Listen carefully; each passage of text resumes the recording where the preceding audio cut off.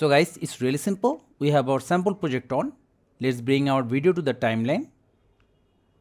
Zoom in. Now go to the point where you want to start your slow motion. Suppose from here. Now right click on the clip, slice, keep both sides. Then the end point. Suppose here. Again right click, slice, keep both sides. Select the middle clip, bring it to the upper layer, right click, time, slow, forward, suppose 2 times, so 2x. And if you want less than 2x, because we don't have that option, select the last keyframe, go to left side, remember the value 146, move the playhead.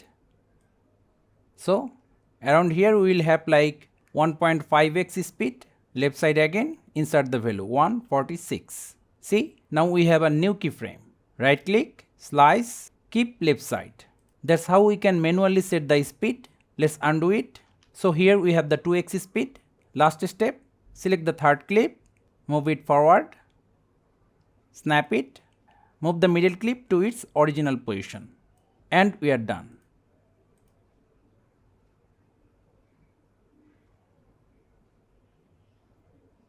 So thank you guys for watching. Have a good day.